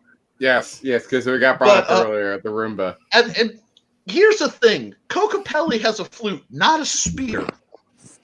So they have these two Native American jars that were acquired from somewhere in the Southwest. Hi. What is up? Hey. Damn it. Anyway, between them, they have a literal flaming skull. They have a human skull with a candle on it lit up. And I'm like, usually I deal with people who've done something silly. They've read the wrong book, did the wrong thing, played with the Ouija boards, whatever.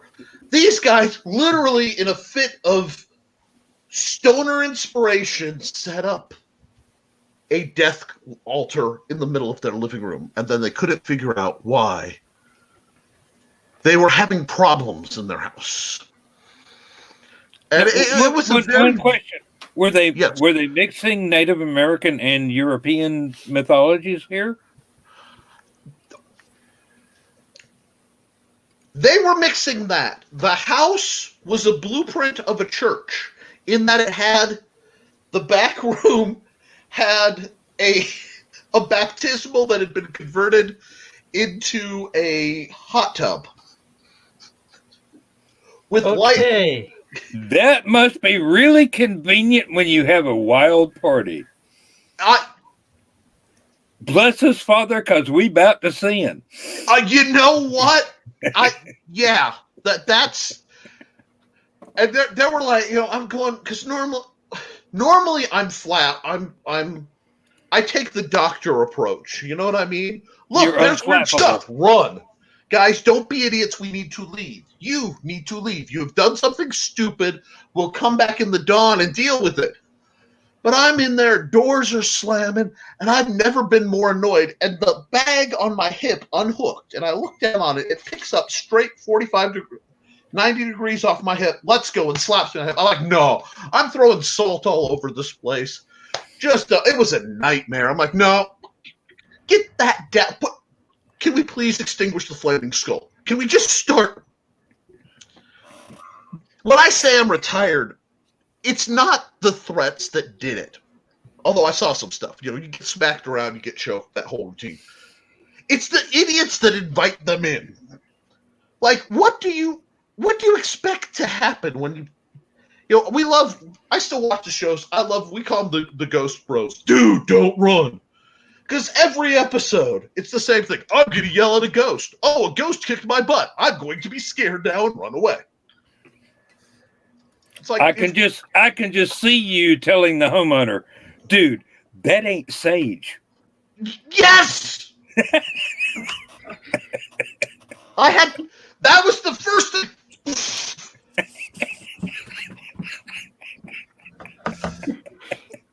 I don't partake in that, but I know that smell from the circles I travel in.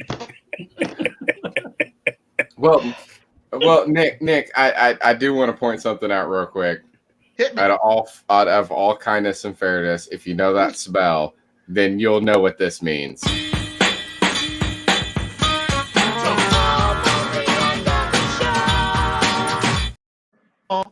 Oh, damn. It's 8 minutes till the after show. Hey, you gonna stick around, Nick? Yeah, Nick? I got nothing better to do. All right, I'll send you a link right now to the after show. We actually closed this show down because it's streaming on 4 channels right now. Wow. And the after show just streams on my page only. Okay, cool. You get away with a lot more crap there too. Yeah, we can actually use language. Oh, I did earlier. But I did preface it with like I'm about to say something kind of dirty. But no, we can talk freely there, and I don't wear 3D glasses. So does the world just flatten? No. For about 10 minutes after I it kind of expands a bit.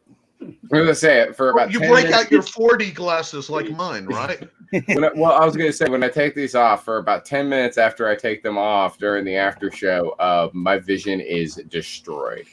I'm seeing things in like yellows and cyans for about 10 minutes, and it is the worst. That sounds healthy. By the time I get to the end of the show, right? I've been wearing these for so long, my cones are messed up.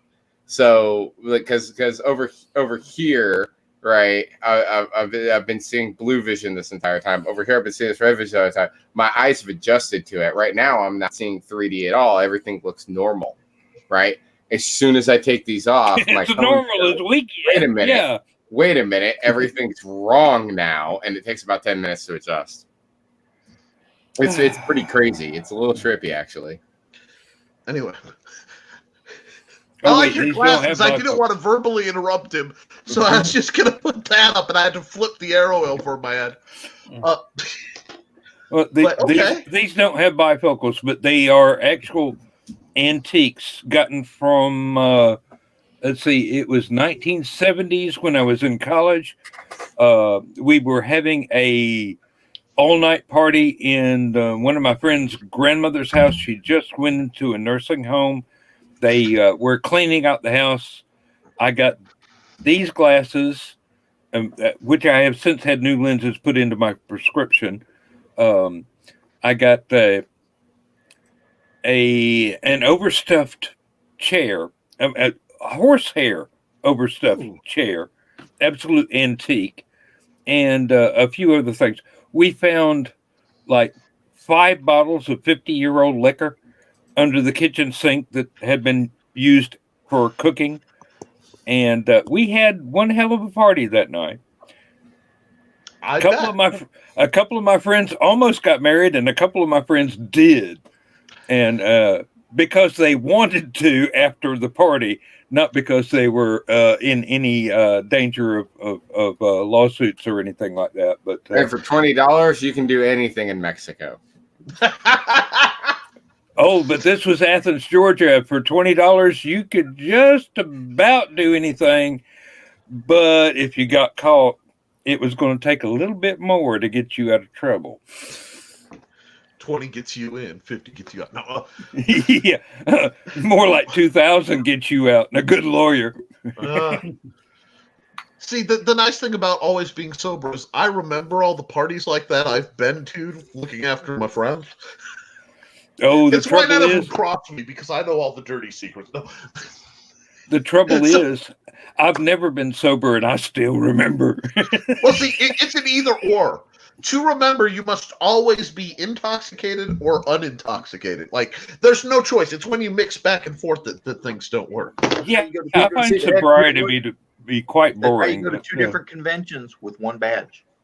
Here's the problem. Oh, yes, that one. Yes, tell that one.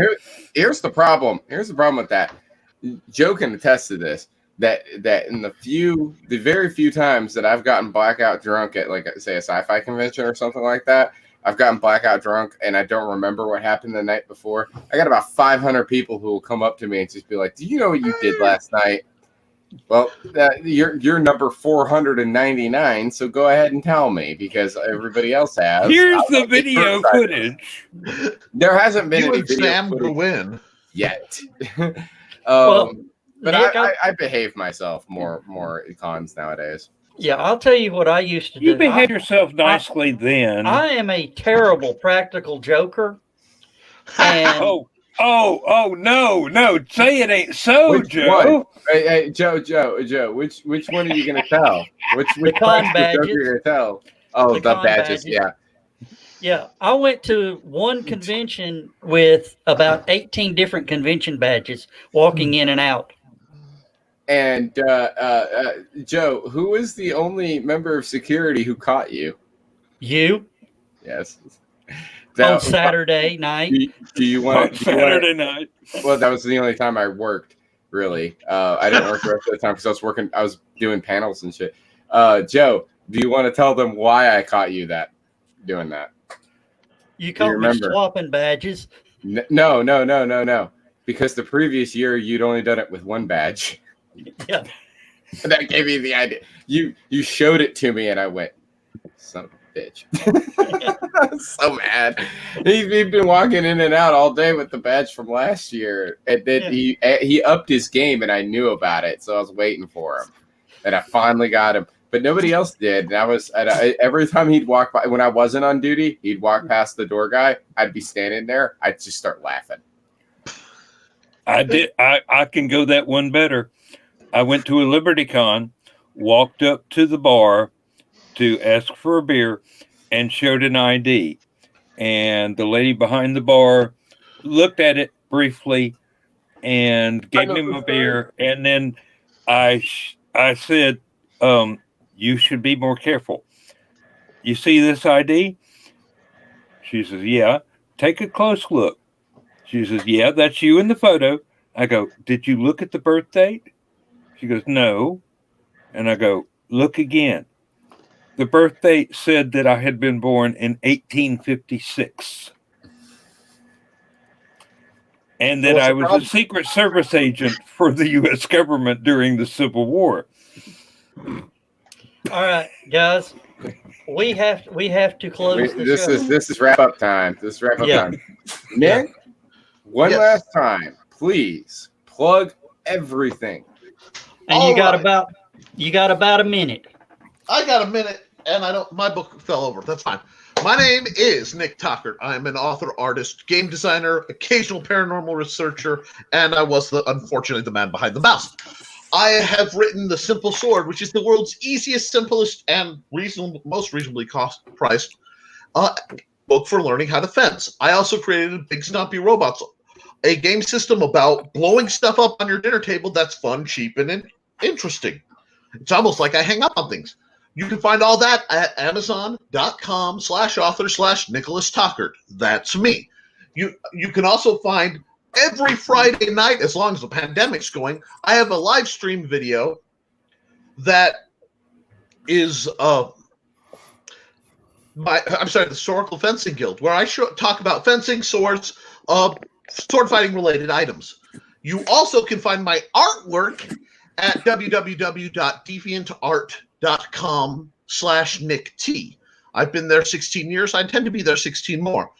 If you want to chat with me, one of the best ways is I usually crash the Nevermind the Furthermore show hosted by Brian K. Morris at 10 to 12 Eastern time on YouTube.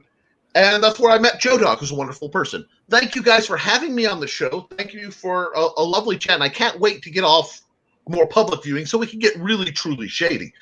If you guys want to learn how to do anything, please, by all that is good and holy, build yourself up and do it. You know, I have failed more things than most people ever try. You can't. Just, guys, please be kind to yourselves. Be kind to each other. With everything that's going on, we need all the positivity that we can generate, and we need it right now. So, you know, that hence the bright shirt, bright glasses, bright eyes. I love you guys, and I hope that answers all the questions you have. Yep, that's it. We're going to wrap it up. After show will start over on my page in just a few minutes. Everybody's got the link. And we're going to wrap this up as I always do. Say goodnight, everybody. Good night, everybody. Oh, skunks. All right. Nick, hang around. We're gonna bring back some memories with our clothes. Here we go. Good night. Good night.